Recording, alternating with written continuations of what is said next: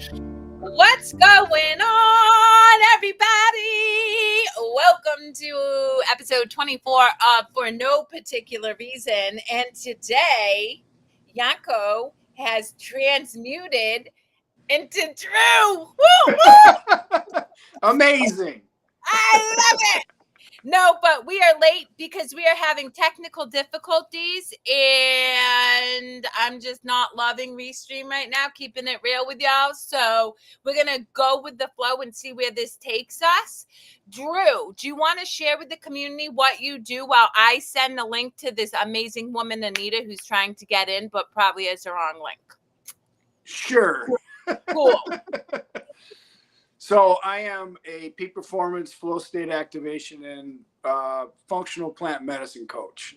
What does that mean? Well, what it means is I share techniques, tips, strategies, and tools that help people allow themselves to operate more consistently in elevated states of consciousness, which scientists call flow states. Athletes call it the zone, artists call it the zone, whatever you want to call it. It's an elevated state of consciousness where we feel our best, perform our best, and all aspects of performance, both mental and physical, go through the roof. That's it. Hey, just that. It's so funny. So much is going on. I have 4 people trying to get in while I'm listening to what you're sharing with the community. But because I like to simplify things for everybody, essentially Drew supports, guides, and aids people with tools and techniques so that they can... Hey, we got some people coming. I know, but I'm still going to talk because that's just what I do. So that they can show up in joy, unconditional love. And when you do that, you attract abundance. So thank you for sharing. I appreciate that. And now let's really get the party started. What's up, guys? Doing great. I love to do. Oh yeah, this was my. No, I'm talking about Drew. No. Yeah, this took hours. It did, I bet. Listen, this is no new link. Sorry guys, this is Haleh. Can you let Haleh in, Yanko, if you can actually hear me because you're being funky donkey? By the way, hi Anita, hi Yanko, and of Hello. course Drew. Hi everybody. Oh yeah, so Mickey, you weren't part of the networking group, but have you met Anita or Yanko or Drew before?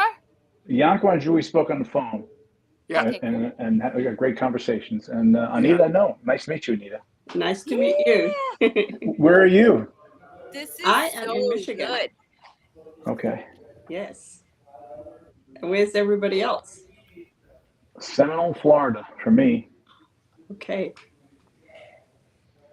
And Yanko's in technology jail. He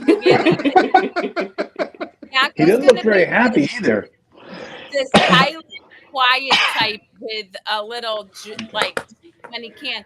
So here's the thing, guys. I'm always about letting people share what it is they're looking to speak about this week. But since you mentioned my hair, I will tell you guys all, for anybody who doesn't know, my hair was one of the things I'm like, what am I afraid of? Not afraid of death. Not afraid of singing in public, dancing, make a fool of myself. Not afraid of speaking in public. And so I'm like, oh my God, I love my hair. Like I have this attachment. I equate it with femininity. It's all these things. And then so I looked at my daughter. I was like, should I shave it? And of course, I love my 15-year-old. She's like, do it, Mom. And I'm like, yeah. And so that is my hair for you.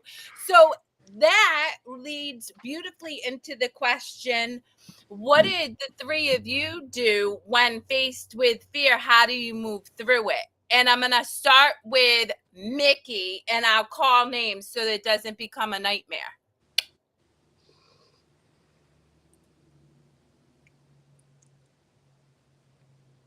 I think Mickey froze. It looks like Mickey froze. Mickey froze.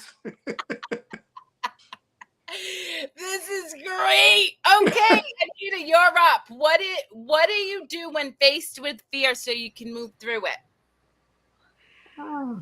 Wow. So breathe deeply, but first of all, Kerri, I gotta hand it to you. I can tell you right now, I do not have the courage to do what you did. I mean, I will tell you that right off the bat. So kudos to you, girl. um, no, it's you know, for me, when I'm in fearful situations, or I feel, the fear rising, it's mostly like the center of my chest, and that kind of like debilitating feeling. And just coming into that space of, okay, this is happening. First of all, is acceptance. That's the place I got to go to first. It's like, this is happening. So from this space, what are you going to do? And the thing about me, though, which I've noticed even from a very young kid, I go into action. Like, what's the situation calling for? What do I need to do?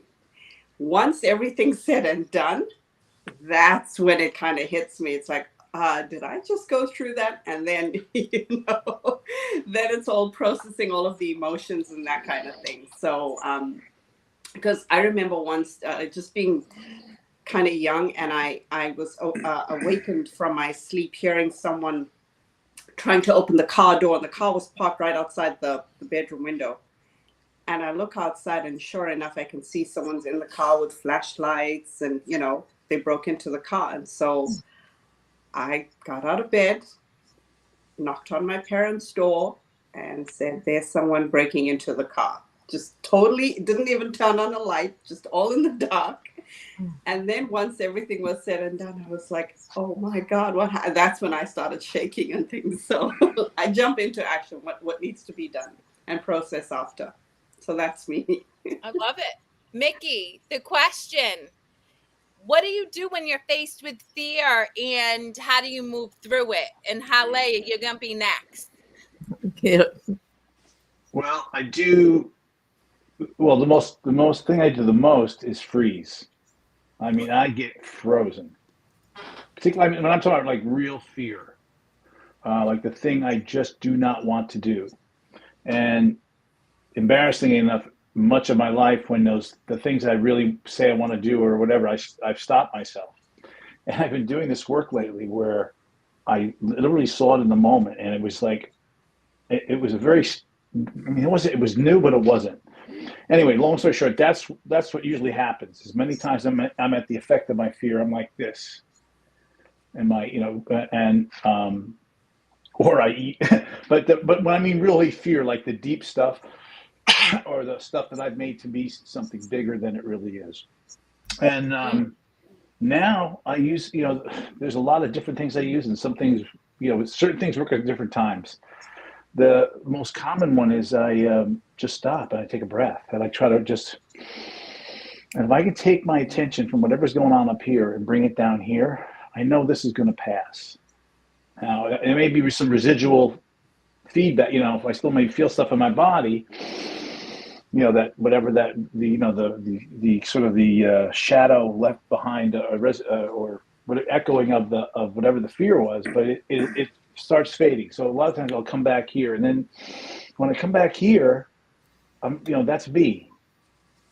That's me without all the chatter. So when I'm in that space, I can start to think clearer about it, and then I start to take action, or I don't. And other times I got to move. I got to get up and just start moving and doing something. Like when you said you danced the other day, I smiled because you move the body, you move the emotions. So you're moving the energy through the body. So that's another one. But those, I think, are the two I'm using right now. But I'll use whatever takes hold first, quickest, because I definitely get a little. I've historically, and when I say fear, like when in those places where I stop, not like and when those places are difficult for me. So I'm starting to finally see it, not be it. So I can start to separate from it.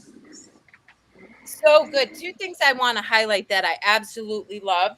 One, your vulnerability. So thank you. Right. In a world where it definitely is tougher for men to be able to say, oh crap, like I feel fear. Kudos to you. That is such an empowered person. And I love that. And I want to highlight that for the community. Secondly, and I'm just going to pick on you a little bit because Yeah. it's important to highlight, there should never ever be a reason to be embarrassed or feel shame when we freeze, right? I really want the community watching to understand we are behaving from conditions, patterns, and behaviors that are embedded in our subconscious so deeply because they were imprinted there from in utero to 6 or 7, right? And so what happens when we start to say, "Ooh, I can do bigger things," right? Then what your subconscious believes it is naturally going to is like it's written out as it's your upper limit. It's naturally going to cause you to self-sabotage. And most people, none of us are taught that. So we self-sabotage repeatedly. And then the bigger problem, and I know Drew sees this all the time, then you sit in that shame, that guilt, that fear, that judgment, which isn't helping you move out of that pocket of beliefs. It's keeping you stuck there. So really all you have to do is, ooh, this is tricky. My subconscious trying to tell me something. What is it that I need to? And then do it anyway. And then when you do it, you celebrate yourself because now, community, I need you to hear this. You can reprogram your subconscious. You really, really can. It just takes that awareness, which Mickey was sharing, which Anita was sharing. And then Anita said beautifully, she took action. But what if you're aware of that resistance and then take action and celebrate that you did it? Because then you're starting to teach your brain you're limitless, and we all are. So thank you for sharing. All right, Haleh, fear with your beautiful. Thank you. Oh my God. First, kudos to the new hairdo. My God, I love it. That courageous. Yes, as Anita was I'm a saying. great mop for Nana now. He can just pick Oh me my up and God. wipe the floor with it. I saw that. Comfortable. All I know is I want to start running my hand through your hair. I think it's just like so soft. My daughter keeps going like this to me. I'm like, really? Oh my God. Wow. I love it. I love it. Yes, that does take a courage. I wouldn't be able to do that yet, unless I Yes. decide to do I it. love that you said yeah, right? Because neuro-linguistic programming, if we say we can't, couldn't, wouldn't, right? We're literally reinforcing that in our subconscious. But if we say, wow, like at some point I might be able to do that, it's not saying I'm going to do it now, but it's not cutting it off from a possibility in the future, whatever that is. But anyway, Right. go ahead, Haleh. Right, Fear thank you. Yeah, through it. we're so aligned and we speak the same language, that subconscious mind. So the fear, because I had a lot of traumas happen to me throughout my life. But what it is knowing. I always say this is a matrix and nothing is real unless we make it real.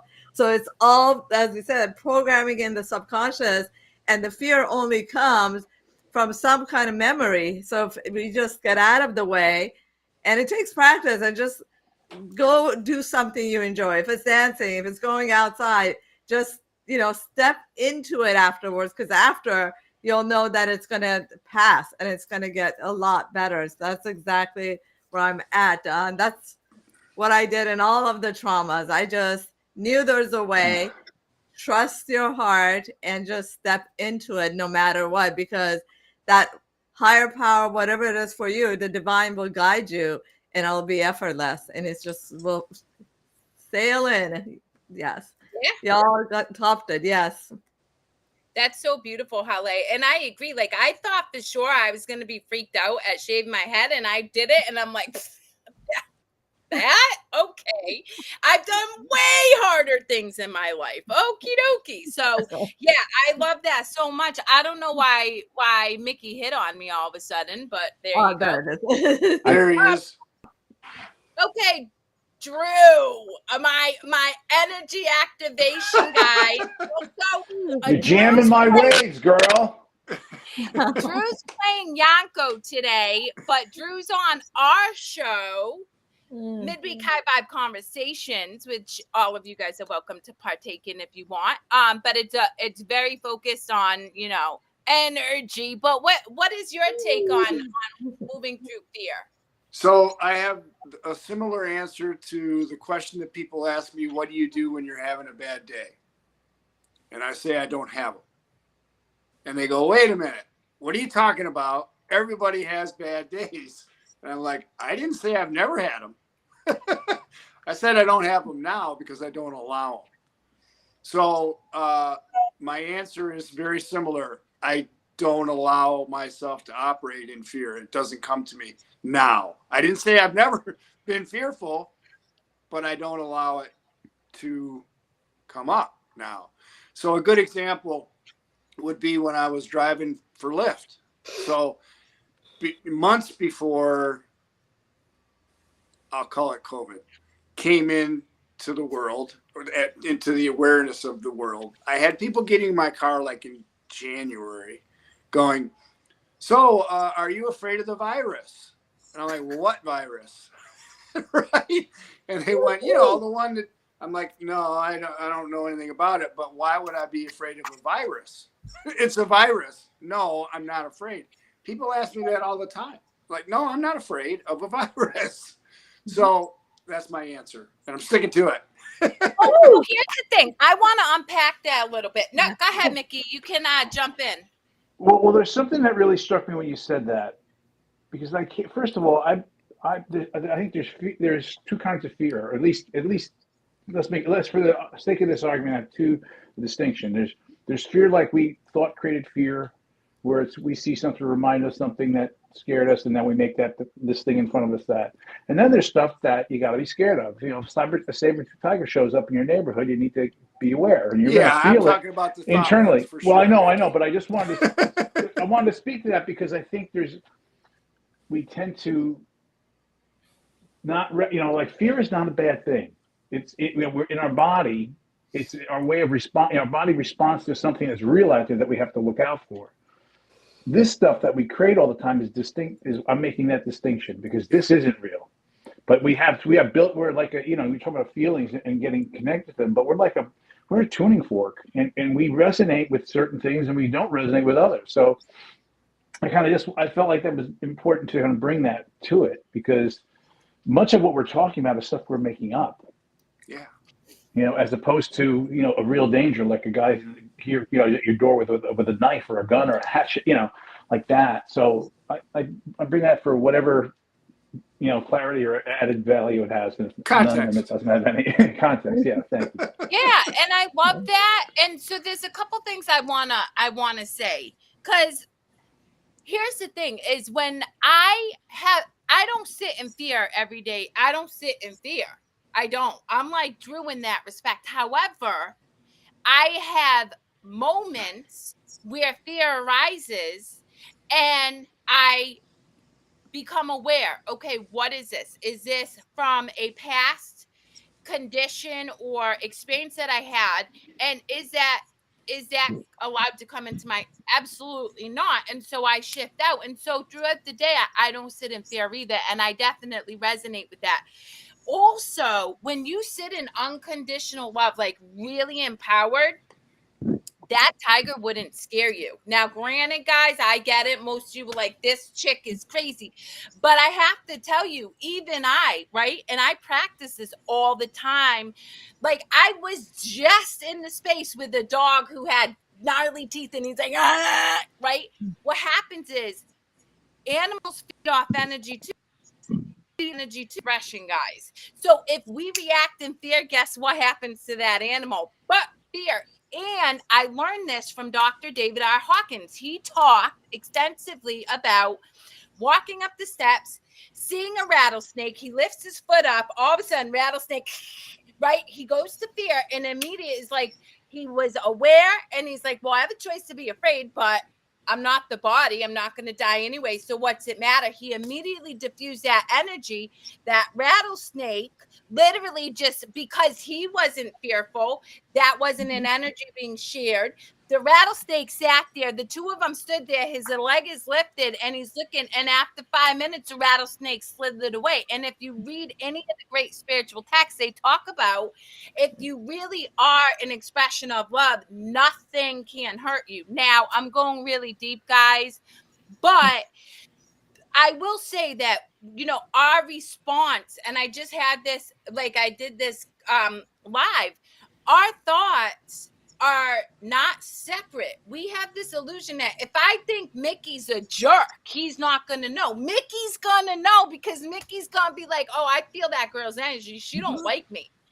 Right? The same as the animal. So I would say that. And secondly, when it comes to fear, I agree with you, Mickey. I hands down think fear is a gift to us, because it allows us to examine beliefs, patterns of behavior, conditionings from society, our family, blah, blah, blah, and then decide whether it serves us. So I love being in fear, right?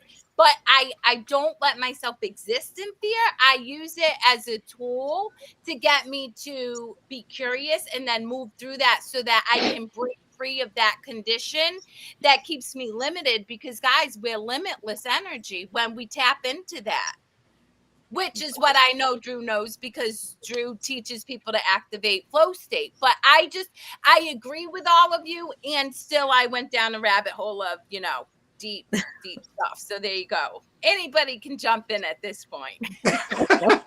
Right there with you. Yes. Well, yeah, I mean, it's just you're right. When it pops up, if you can catch it quick enough, it's just contrast. Like, a lot of people will refer to certain emotions as negative, right? I don't look at any emotion as negative as much as it's just an energy. So if you can catch it and it doesn't feel good to you, well, that's why they call it negative. They refer to it as negative. But if you can catch that quick enough and shift your focus, it doesn't gain any momentum, right? Yeah. So it's the same thing here, right? I guess I kind of also like creating the separation between the emotion and myself, in that this is me, and the emotion that I'm experiencing is that it is an emotion. It is not who I am. Mm-hmm. So I can create a separation there between myself and the emotion, or myself and the thought. And once that separation is there, it's like, okay, my body's experiencing this. It's feeling this fear. I can feel that come up. I can feel, the anxiety or a bit of the panic that's coming up. That's okay. I'm allowed to experience that. And allowing the body to actually feel that and pass through, then we can take action from a much, calmer state, because then it's the true self that's in space, like, oh, okay. So we've let the personality experience what it experiences without judging, without shaming, without trying to distract. It's like, okay, so I'm experiencing fear. That's okay. That's normal, but I'm still fine. And allow the emotion to come through. That's one of the other things that I kind of like to, is creating that separation between myself and the thought or the emotion. So, Anita, can I ask you say more about that? Like, how would you, a lot of it, to me, this whole conversation usually it pivots on awareness. If you're not aware of this stuff, you are it. You are the identity. You are the thing. That's really our baseline, because that's what we've evolved into at this point. Exactly. So what is it you do to distinguish that for yourself? Are you now so familiar with that feeling coming out, oh, this is what I do, or is it sometimes get a hold of you and you're in it before you know it, and then is there any way you do to kind of like, what am I going to do? React as opposed to respond, maybe, the first point you were talking about earlier sounded like you respond to it. Well, look at that. There it is. Let me back off of that. Sometimes it's like, what do I do? Yes. So I used to be in that space where, like everyone else, when we kind of are not aware, the emotion is the one that takes over. It is so all-consuming and all-encompassing that if anyone in that moment had to say, but that's not you, you would fight them tooth and nail to say, this is me. I am feeling this. I know what's happening to me, Right. And so there's a complete identification with that emotion.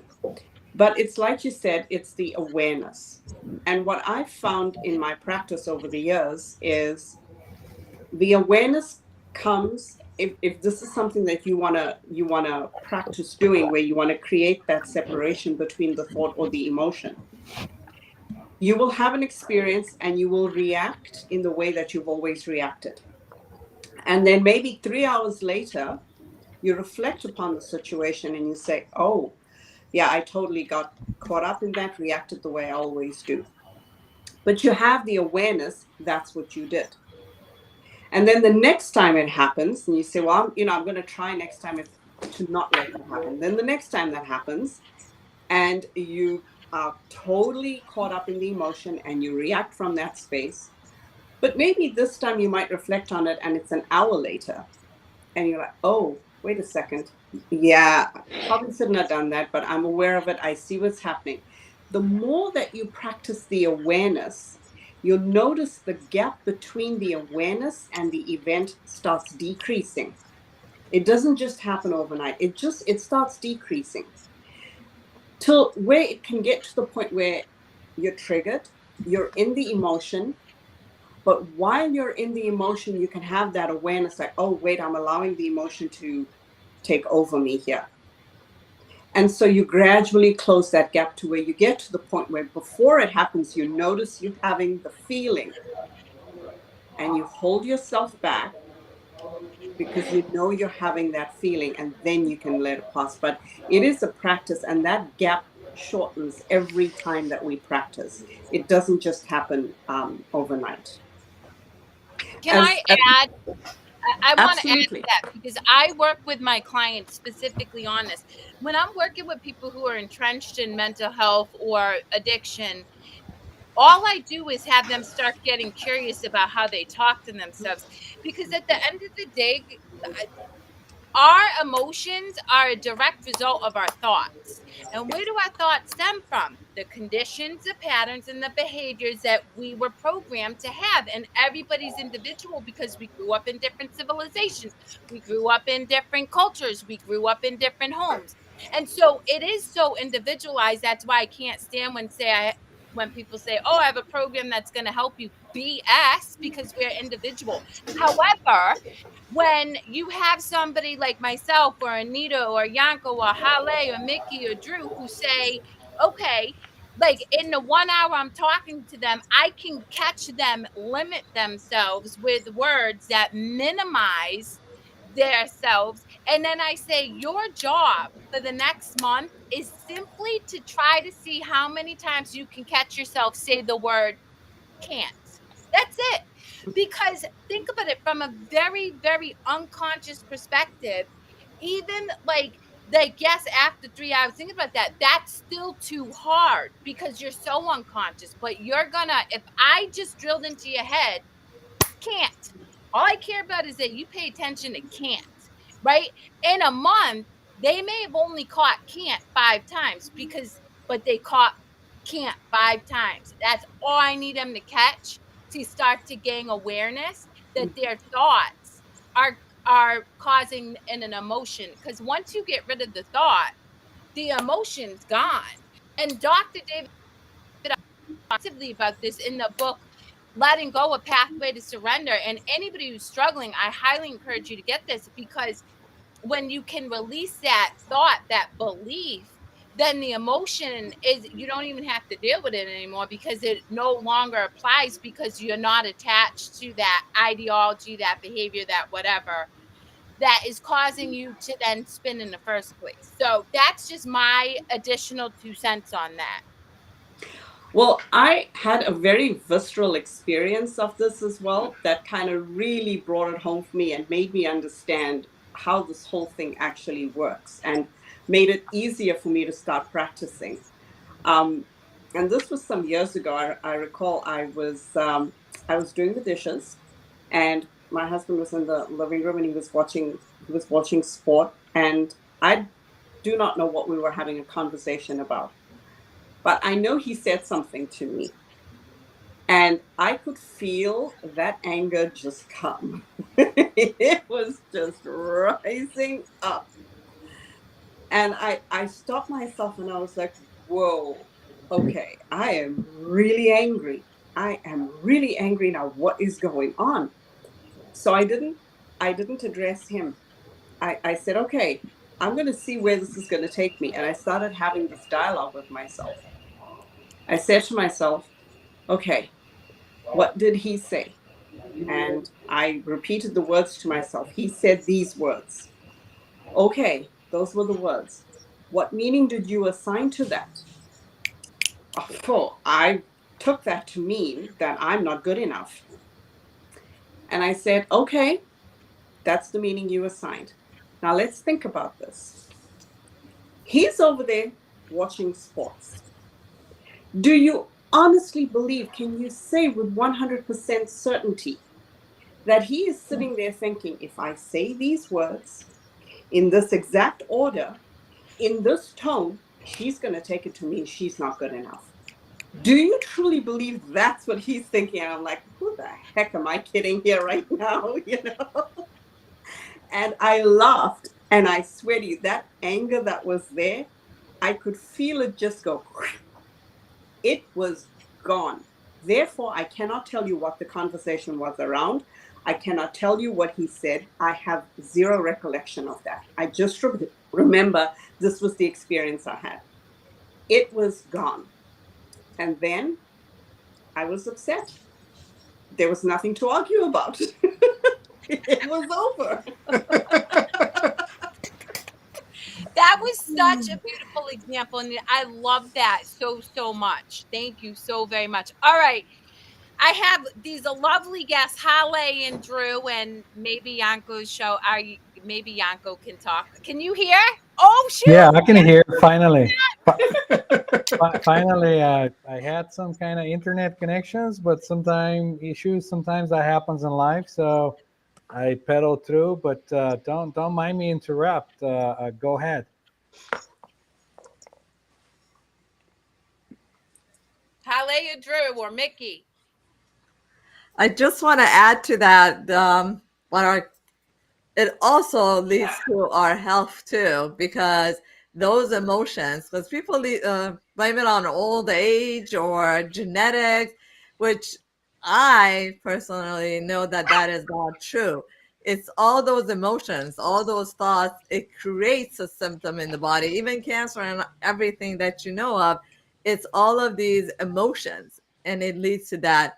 And something that I practiced because of my own experience when I was bedridden, one of the techniques was the cell resonance quantum healing, which traps, here I am all positive and energy, everything's fine and great. I had no idea, like in an instant, that I was bedridden out of nowhere. And it was out of somewhere, because when I did the cell resonance quantum healing, it went back to ancestral and DNA as well too. So it's amazing what our emotions can do to us, because it affects everything. Yeah, and I'll just add too, the more you can catch it, the more you're creating new neural pathways. Yeah. And so that the stronger it gets. So the more you're aware of it, the more you catch it, the more neural pathways in that direction you're creating. Your brain will react that way. Your whole body reacts that way. And so, just keep doing it, right? Just keep, the more you catch it, better it gets, the better it gets, the stronger it gets, stronger it gets, stronger it gets. Exactly. Yeah, There's a lot of physiology behind this. I mean, this is not just airy fairy woo stuff. No. Well, you're right. And then, Drew, I would only add, because you're spot on, that it's celebrating yourself catching it too, because Absolutely. it's an additional bang to that subconscious. You caught it, you were able to release it. But then again, when we're looking at a society of people who operate from what? Like, they think they're unworthy, they're bad, they're in shame, they're right. They have to combat however many years of their experience that they've had those ideologies. And so celebrating that is you telling your brain, oh, next time I do that, make sure to catch it and then celebrate it again, because you will absolutely recreate neural pathways and rewire your brain to think positively, which I did myself. I mean, I grew up in fear, shame, guilt, and now I wake up in joy like almost all of the time. And so it really is just a practice, and it is a practice, and that's what I love that everybody keeps saying, because it just takes consistent, concerted effort. And actually, for anybody out there who says this seems like a lot of work, catching your thoughts is a big expenditure of energy. And when I started this work, I had to take naps every day. So if you find yourself feeling like, damn, I just ran a marathon, from my own experience, I really did, because it's like you're performing in an 8-hour workday, trying to just catch your thought, release it and stuff, and give yourself grace and allow yourself to rest if you need to.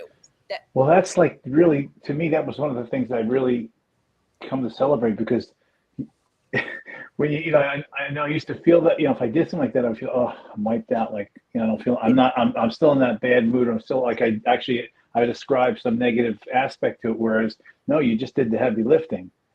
And even if you didn't move, even if you didn't literally move from your seat, you were just sitting there doing an exercise, either by yourself or with somebody, all that exhaustion is, it's almost like, when you're not tired when you're carrying the thing across the desert or whatever, but when you finally get to where you're going to and you put it down, it's like, ah. And that's, so I'm listening to all this, and all these are like great and obviously viable and valid things. And it still all lives in our language. It still all lives in our particular head, the way we see it, grow up with it, etc. And the thing I always kind of get a little resistant to about it is, don't buy the hype, test it. Do it. Don't say, oh, yeah. Because I was a yeah guy, thinking that was actually, I have the breakthrough.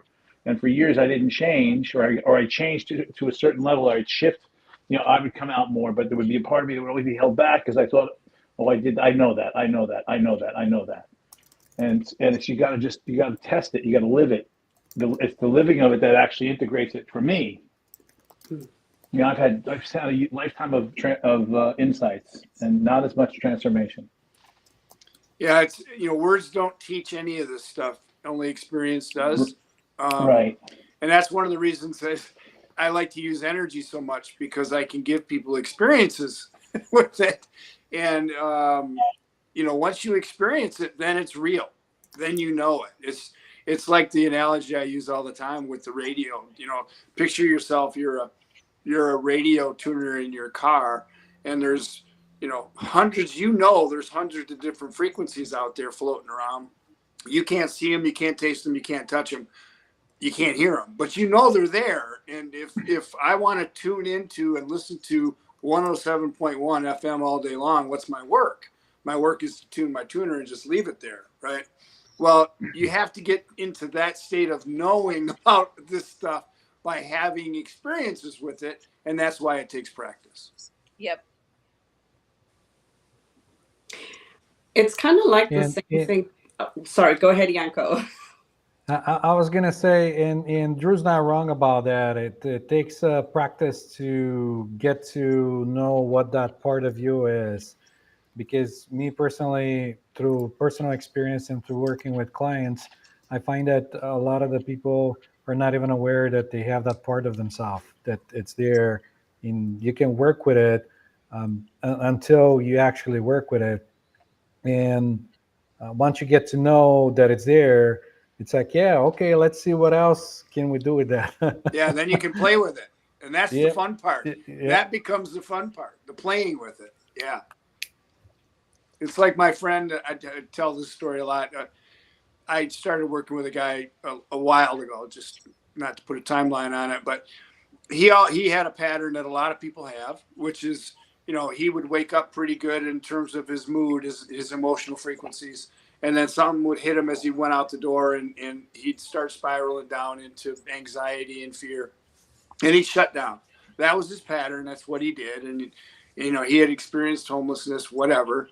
So I started working with him, and a few months ago, he came up to me. He said, I got to tell you what happened at work. I'm like, okay. And he said, I was at work and I had that thought, And the thought was, similar every day, whatever.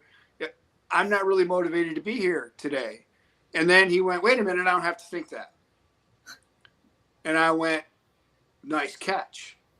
And then he said, the next thing I did was go, how would I feel if I was motivated to be at work today?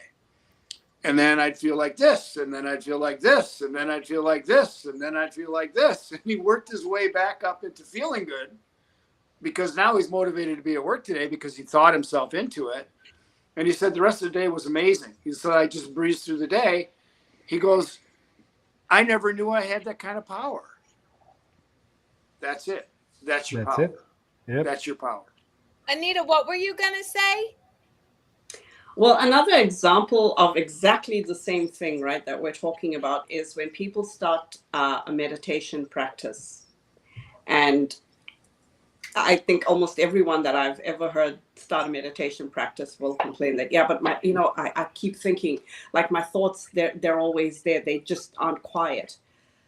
And I would say to them, okay, so before you started meditating, how many times in the day were you aware of your thoughts running the show and constantly being there?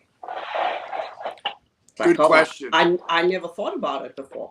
It's true. I'm like, yeah. And then you sat down to meditate, and in that 20-minute period, you caught yourself maybe 25 times knowing that your thoughts are just constantly running and creeping in. That's 25 times you never knew before. So that's amazing. Look at that awareness. And then it's like, oh, actually, that's true, because it's just reframing it. And then it's like, okay, so the more I catch myself, the better it is, the more aware I am becoming of how my thoughts are just running the show. So it applies even to meditation. Great coaching. For sure. And the thing is the reality is I have no idea what I was just going to say, because it came and went. So there we go. Well, can I step in and say something else instead? Yes. I was going to say that if you do that kind of practice for a while, you're going to find out that your thoughts are not even your thoughts, or something that just happens like the sun is shining and it comes and rises and goes, and the thoughts come and go, and they're not even your thoughts. You don't have to claim them and say, just because I have that coming in my head, I have to react on it because I think it's my thought. It's just something that happens. I personally believe that through whatever you put in, that's what you give your brain to do, your mind. And then your mind does its job perfectly. It keeps repeating until it solves the problem or something. So if you're not sanitizing what you're putting in and what you're getting out of it, well, guess what you're going to end up having? You're just going to have a bunch of stuff that just comes and goes and comes and goes. Well, I love that you said that, because I can't tell you how many people who sit in severe anxiety. And then they tell me that they spent 4 hours watching the ID channel. And I'm like, okay, why don't we just start by choosing a different show? However, that is such a habit that the very idea of breaking free from that pattern for some people is so difficult. And so I'm like, okay, is what I was going to say to Anita. When you're aware, you don't have to change it. So if you choose that ID channel, right, and you're like, oh, Kerri said that if I'm anxious, maybe choose something else, but I'm going to choose the idea. Just that is the work, guys. And that will help you eventually shift into a different state of consciousness, because if you're not ready to take the action and you try to, it creates resistance and it actually makes it more difficult. But if you say, okay, I'm eating this pint of ice cream because my mother just called me and told me I was a horrible daughter. I know I'm eating this ice cream because I'm using that but I'm still eating the damn ice cream. I'm good with that. because you caught yourself. You now know why you're eating that ice cream. And the next time, if you've worked with a coach or addiction or whomever, whatever it is you're working on, you hopefully have another strategy that you can be like, okay, I got this ice cream, but I was also taught that maybe if I go for a walk or scream or whatever, I could also release that energy, and you make a choice. So sometimes keeping the awareness and not feeling like you have to change that behavior yet, because too fast causes self-sabotage, guys, and you then spin into cycles that are even more shame and guilt causing. So that's really important that people who are trying to shift out of where they are understand sometimes the awareness is all you need right now. That's right.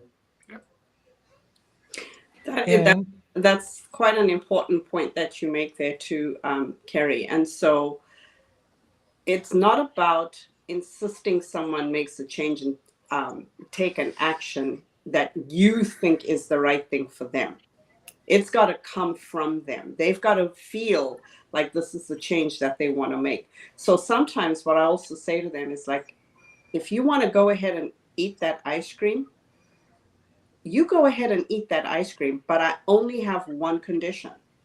And that condition is that while you are eating that ice cream, you don't judge. You don't go in with all those emotions that's causing you to first reach for it. If you're going to sit there and eat that ice cream, you make sure you are mindful and you enjoy every bite of it. You taste it, you feel it.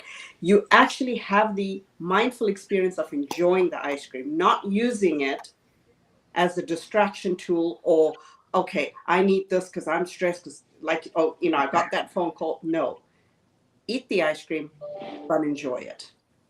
And so, you know, that's another way of just saying, okay, if I've got to do something before I can get to that ice cream if I want to enjoy it. So that's just one other thing. Haleh, did you want to add something? You were over there. Yeah, you just spoke like everything I wanted to say. It's basically, it's like when you make, because I'm all about health too, but when you make that decision, it's do it with joy, not even a single thought, and be fully in and embracing that joy, because from that joy, you're going to create healthy eating, you know? So I love what you just said. It was like right on point. And even when I say if you eat anything, know where it's coming from. Was the person angry? Was they upset? Because you're eating those emotions. Because all we are of frequency. That's all we are. So everything we drink, touch, smell, feel, it's all frequency. So I love that. Absolutely. Anybody else have any thoughts? Because we all know Kerri can talk for days. I was gonna say, or the emotions will eat you, or the other way around. I usually, if I catch myself in something like that, where I want to try something that I'm in habit of doing, I'll just kind of stop, and I won't continue. There will be a momentum to go and do whatever I was going to. Like, say, I catch myself going on autopilot to go grab something. Like, with me, it's always coffee. So like, I'll stop myself and I'll say, all right, I'm not going to get the coffee right now. Like, or like, I'll just, interrupt this whole thing to like kind of do pattern interrupt. And that helps for me. So I don't know if that helps for other people or not. Yeah, I'm sorry. Was someone going to say something? Oh, you're up. So just, to stand on the shoulders of that, Yanko, a while, about 10 years, quite a while back, I made a conscious decision to eat well because I was out of control. And for whatever reason, I was able to literally, like, I turned on a dime and I guess, my why was big enough. It was about being healthy for the last portion of my life with my wife, whatever. But what I would find myself doing, and it was so good, and you really, the pattern interrupt is one way to say it. The other piece is just slowing down and just taking note. Like I'd be sitting at my desk and I'd get to something I didn't want to do, or I didn't like doing, or wasn't fun, or wasn't getting response. All right, I'd be heading to that refrigerator. I'd open up the refrigerator and then I would stop myself. I say, okay, are you hungry? And I would actually like kind of go to my stomach and say, okay, what's going on down here? And I just feel into that. And I just literally okay, well, it feels kind of empty, but I'm not hungry. All right, and then I go up here and I can feel bzzz. I can literally feel all the stuff, all the thinking going on. And it was a great way for me to see where it was coming from. And it was, it's one of those moments, you're in that moment, you see it's like, oh, okay. And then at that point, I could just my interrupting allowed me just to not react to it and already start the motion of eating, so the pattern interrupt, and just be with that my head's buzzing and there's a discomfort. And sometimes I couldn't stop there. I might grab something and look at it, take it and look at it. So I really want this. I have this. Do you really want this thing? And I wouldn't say no. You can't. And so if I couldn't say no, I take it, listen, I go put it down on the counter. So it'll be there. Just take a moment. And usually, I can't remember a time when it didn't pass. And that went for when I would go shopping. I was doing grocery shopping and I was hungry, and I get up to the glass of the freezer and the ice cream. I'm like a little kid with the nose pressed up against the glass, looking and know which one. Ooh, I want that. And sometimes I reach in and I look at it and I couldn't quite put it down. So I put it in the cart and I went all the way around. And when I went to check out, I asked, "Do you want this?" No. And I can tell you, almost every time I put it back. And it was because it was interrupting, it was slowing down, it was actually being in the moment. All these are the same are different words for the same thing. Mm-hmm. Right. Or different aspects of the same thing, looking Right. at it from a different, and it's, if we can slow ourselves down and actually start to feel, take a note where this thing is coming from, it just gives you so much more space. To me, it's respond rather than react. And Right. and I can even create. Really good. Do anything with your thoughts? Which of course we can. One time I was craving a mocha milkshake. It was a summer day, and I'm driving home. I'm going to pass this ice cream stand that has the soft serve, and this is a different time, but I said, I really don't want to have that. I can't. I'm trying to lose weight. Blah blah blah. I literally conjured it up in my mouth.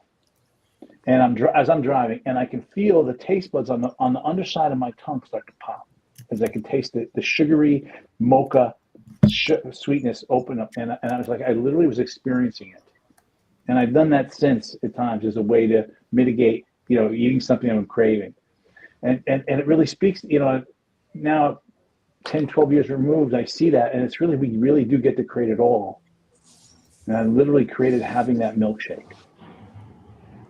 I love that. So, we're gonna wrap it up with 4 minutes to go, guys. I'm gonna Mickey. Mic drop when you said, because this is true for everything. This too shall pass, and that really is with every single experience we're having. We are constantly in a state of change. There's always beginnings and endings, beginning and endings, beginning and endings. And when we can come from a place of curiosity, really suspend what we think we know and come from a place of curiosity, we are then able to gain insights and learn and move through all kinds of behaviors and habits and things, so that way we can experience the life of our dreams, which is what all of us here are creating in moment by moment. So, Yanko, is there anything you would like to say before we sign off? And before you say anything, guys, this was so much fun. It was. I'll Yes. join you again. Lots of fun. Awesome. Thank you. Thank you. Yeah, thanks for including me. It's my inaugural You're welcome event. It's really anytime, great. guys. Yanko and I like to we're very happy to have you guys. This isn't like, we like to collaborate and exchange ideas and perspectives with other people, like-minded individuals. It's so much fun. So thank you. Aligned. We're so all aligned, and I love Yeah. it. And we all have different ways to talk about it. So that's what I love about it, because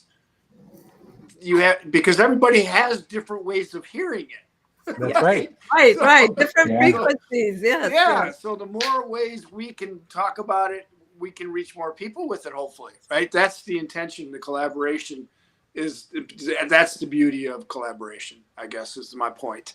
Yeah. Yeah. Yes. Yeah, So- and go ahead. I was Sorry. gonna say to wrap it up, if any of our viewers that are gonna watch the recording, we're gonna have everybody's contact information in the description below the video, so you can contact any one of us and ask any questions. If you feel like you resonate with one person or another, please do so. Send us questions, send us your thoughts. We'll be happy to get back to you or have a conversation. So that's all I wanted to add. Perfect. I love that. And to Thank that you. point, Thank you. for everybody watching, all of us have worked extensively on what is known as ego, meaning it's not that we're worried about our individual selves, it's we put forth love, because when we come together in love, right, that helps everybody. And that's ultimately what Yanko and I strive to do in this show. It's what Drew and I strive to do in our show. And it's really what all of these individuals work at achieving in their individual lives and with the people that they are meant to serve, because we are all in service to everybody. So thank you very much, guys. Until next week, I am in